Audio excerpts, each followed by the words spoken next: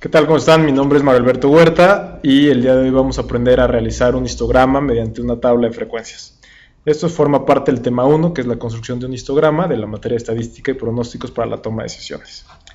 Bien, el primer paso es básicamente una pregunta detonante. ¿Sabes cómo construir un histograma?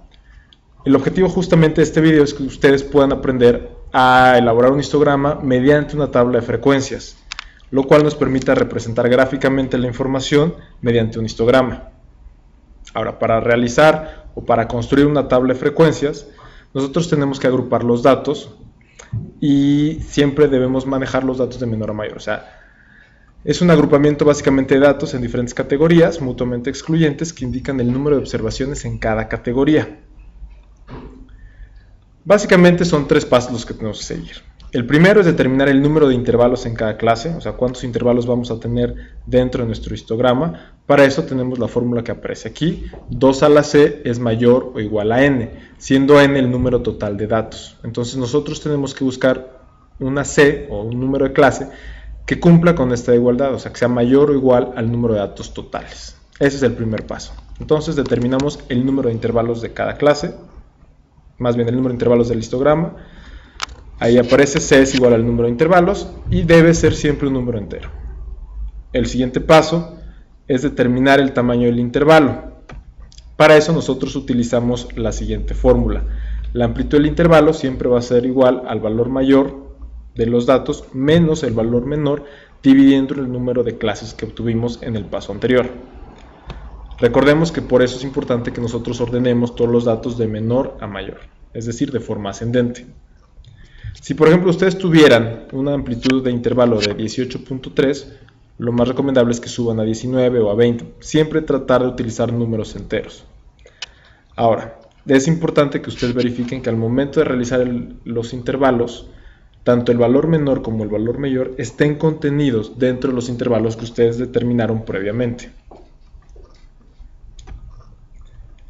Ahora, aquí está un ejercicio, por ejemplo, los préstamos hipotecarios para compra de vivienda tienen distintas tasas de amortización. Y aquí les presenta básicamente 30 datos o 30 tasas de amortización, como pueden ver ustedes, 5.2, 6, 7.5, 8, etc. Y el reto justamente consiste en construir un histograma de frecuencias relativas. Lo importante aquí es que ustedes, dado que tenemos 30 tasas de amortización, sabemos que n es igual a 30, o sea, el número de datos total es 30. El primer paso en este caso sería ordenar los datos de menor a mayor, es decir, de forma ascendente, para que podamos utilizar la fórmula de amplitud de intervalo. Nosotros tendríamos, de acuerdo a la primera fórmula que veíamos, el primer paso, perdón, 2 a la c es mayor o igual a n, para determinar el número de intervalos. Si nosotros tenemos o sabemos que son 30 datos, entonces 2 a la 5 es igual a 32 y 32 es mayor que 30.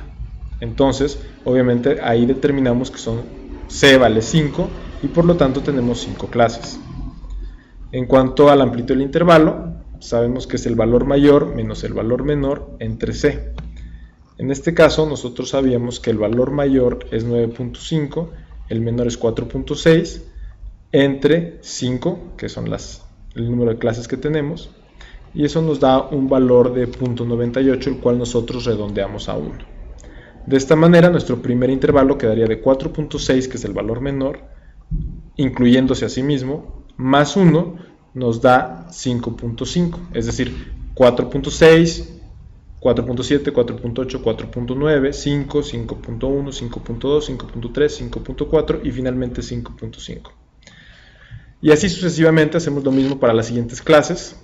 Iniciamos evidentemente del 5.6 al 6.5, la tercera clase será del 6.6 al 7.5 y así hasta llegar al 9.5. Ahora, dentro de cada intervalo nosotros debemos de verificar, de acuerdo a los datos que tenemos en la tabla, cuántos datos caen en cada uno de los intervalos.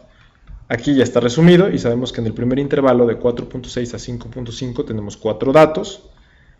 En el segundo intervalo de 5.6 a 6.5 tenemos 5 datos. y así sucesivamente. Una forma de poder revisar esto es que la suma de todas las frecuencias nos dé el número de datos total que tenemos originalmente. En este caso, la suma de todos estos números o estas frecuencias nos da 30. Posteriormente obtenemos la frecuencia relativa, que no es más que sacar, digamos, un ponderado, es decir, 4 entre 30 nos da un 13%, es decir, la frecuencia relativa nos dice qué porcentaje del total representa este intervalo. Entonces, 4 números que tenemos entre el total, que son 30, nos da 13%. Digo, aquí está redondeado para efectos prácticos. Hacemos lo mismo en el siguiente caso, 5 entre 30 nos da 17, 8 entre 30 nos da 27, 8 entre 30, 27 igualmente, y finalmente 5 entre 30 tenemos un 17%. Otra manera de corroborar que vamos bien, y por eso se los puse aquí en amarillo, es que si nosotros sumamos los porcentajes debemos obtener un 100%.